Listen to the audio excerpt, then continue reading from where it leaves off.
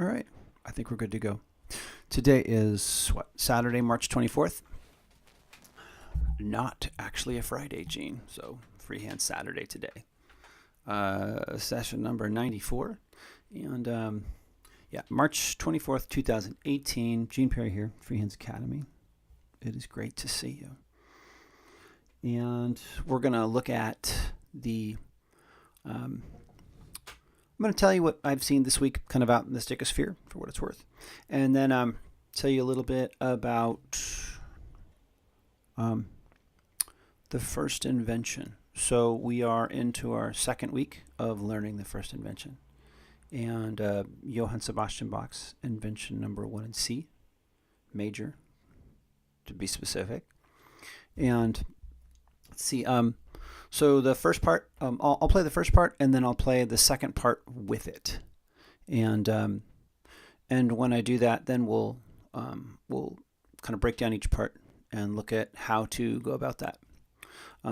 As part of the continual improvement of the Freehands Academy broadcasts, we are adding a Sennheiser 398 microphone to the amp. I'm going to be kind of manually switching back and forth between those for right now because I haven't figured out how to do that in OBS. I'm hoping to get an overlay by next week. That'd be really cool. So we'll see. We'll see. Okay, so let's get into it. Actually, you know what? Before we get into it, let's talk about a little news in the stichosphere. Michel Vituli is like my sickest of the week, I guess. I guess that starts this week. He's an Italian player. I think he's a bassist as well. And I'd seen a couple of videos and recently heard a more like kind of studio production that was really, really nice. And he did a really good job with it. And it sounds great live. A little light there. And so I kind of checked out, I kind of strolled his site just to kind of see what he does, and he had a lot of good stuff up there. And he plays with poets and he plays with other musicians. He does a little bit of solo work, but I think his best work is his ensemble work. At least that's the stuff that's out there. And so if you haven't had a chance to listen to him, check out Michel Vituli. And I hope I'm not saying his name like in this dreadful, terrible, like American way. Right? I'm like 20% Italian. I should know this stuff, right? Okay, so where to start? What else? Oh, the events. So events, Vancouver still going on. Jim Myers Vancouver event.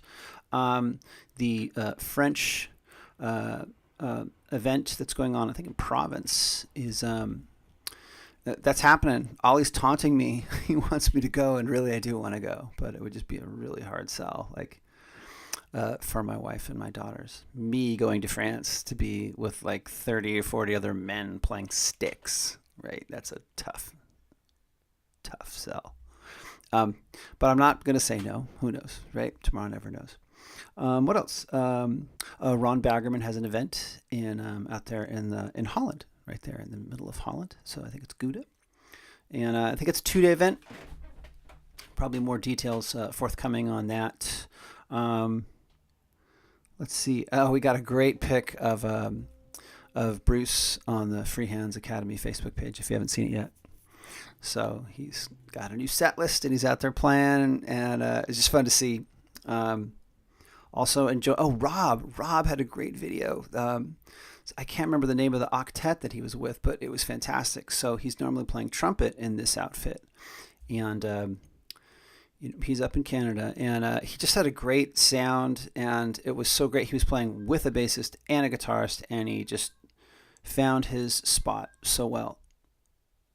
I think that's Lucky the Cat. You may hear Lucky the Cat chime in from time to time. Okay, so where are we at? We've got 10 minutes now. I got to get the ball rolling. So yeah, check out Rob's video. He may have it up on Facebook. I know I saw it on the Stickist, and it was great. So they played Sting's Fragile. And Nima also did a pretty banging version of that, which I really, really like. Okay, but enough about that stuff. Let's talk about the first invention. So I'm going to switch over mics here one sec.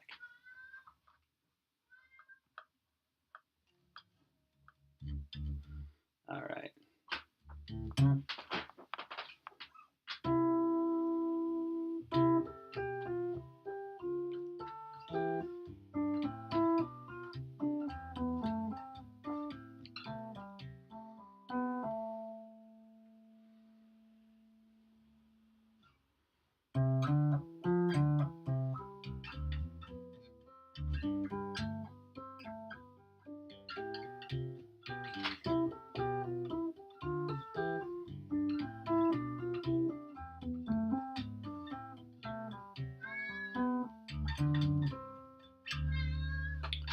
Got a little bit. We got a little bit ahead of the game there, and Lucky wants a piece of the action. He wants his meow to be heard, and it is.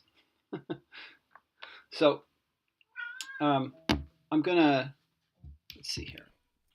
Let me talk for a minute about what's happening here. Basically, the left hand's going to be moving up and down the neck like this, right? And your right hand's just going to be going up and down, right? So when we look at that, it makes it pretty easy, right? You're going to be mostly moving this way in your left hand and this way in your right hand. So take it easy on your right hand. You make it easy for yourself. Just you can for this section in particular, you can just plant your right hand. It's not going anywhere, and you can focus on getting good tone and good delivery in your left hand.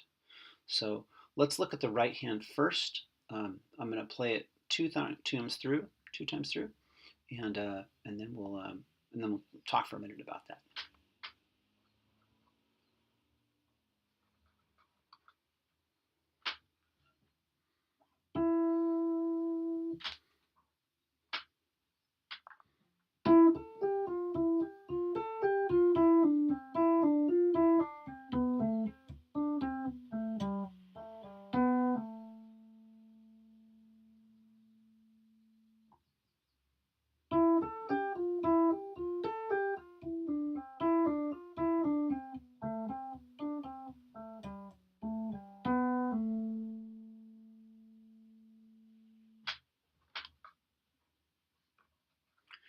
That right hand plays the same pattern pretty much. You're just playing 1, 3, 4 straight down the fretboard. So that's really easy. So I'm going to have both mics on so it sounds a little funky here.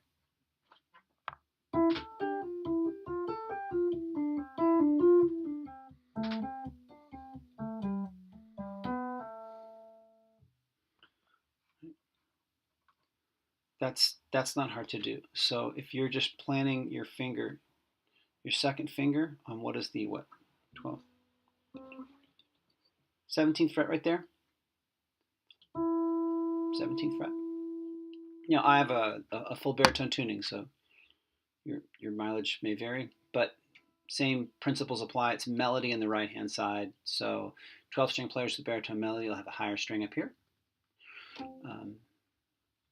And then my left hand's up a step. So if that's throwing you, that's what that is. So like that's my E instead of my D. So okay, so one last look at the melody side here.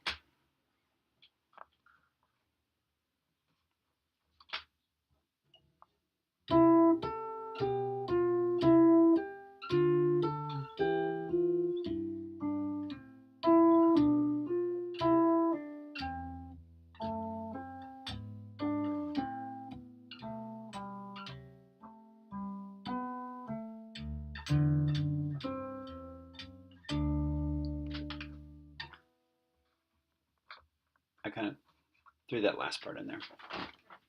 So I think we're good on the right side, right? I think that we're good on the right side. That shouldn't be too difficult to do. So just plan it, get your second finger positioned at the 17th fret, and pretty much the rest is easy. You're just going to come straight down the fretboard, real simple 1, 3, 4. I don't know if the term is arpeggiating, but it's just basically you're walking in and out of chords with passing tones, and just connected notes that are moving you in. And we can talk about the chords in a minute. I've got about 5 minutes to get through the bass side. So let's do the bass side really quickly. So the left hand is going to basically outline the chords in various different versions, and it's really fun. It's this last part of this section is one of my favorite parts of the piece. So we'll isolate the bass part, get into that.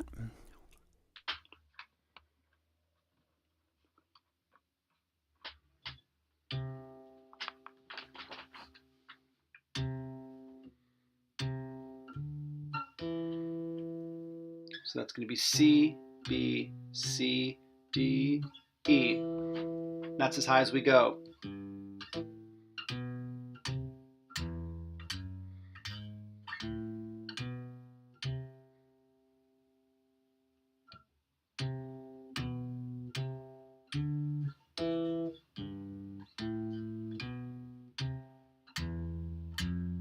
Sorry.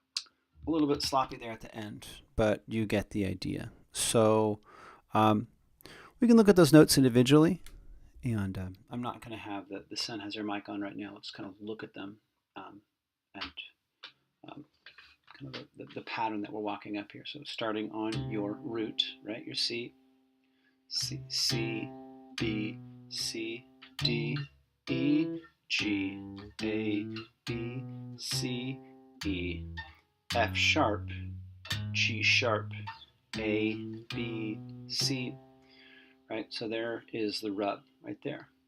The F sharp, is it outlining the B, which then goes to, is it on the 5 of that?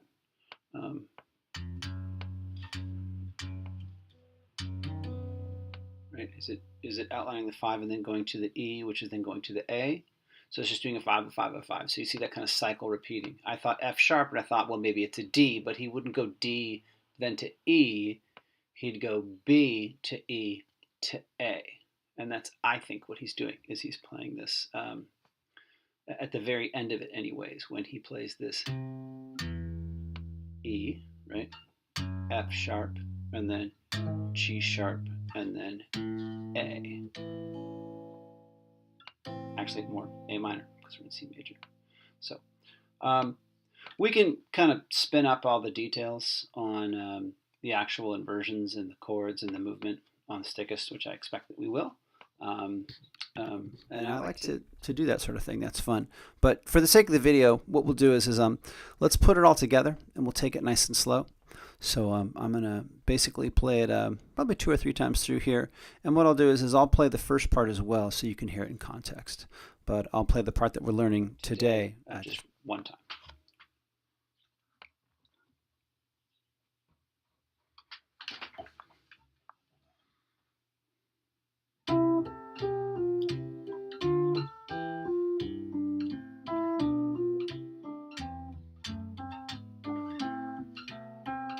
Up.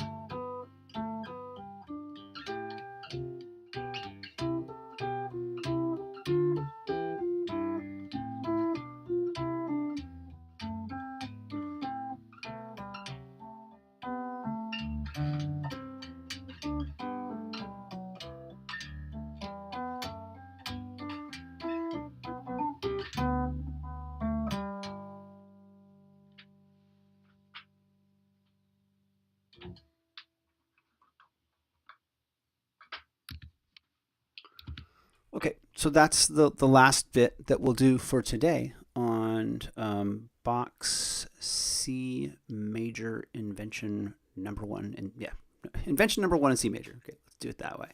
And we isolated both hands. We looked at the part that we've played prior to this. We looked at the next 4 measures, something like that. And we're getting ready to kind of get into some more kind of fun motion in the left hand. And what's great about Bach is he kind of gives each hand a rest. So while you're playing 16ths in one hand, you're playing 8ths in the other, and it's this really kind of graceful integration of both hands, and it's such a wonderful exercise for the Chapman stick. So I highly recommend it. It's a fun piece. It's a fun exercise. Hey, we're at time. Listen, thanks for tuning in, and I hope that you have a great Free Hands Friday. I'm going to pause this alert here, and I hope you have a great Free Hands Friday on a Saturday, and that you have a great weekend. Thanks so much for tuning in. Take care. Bye.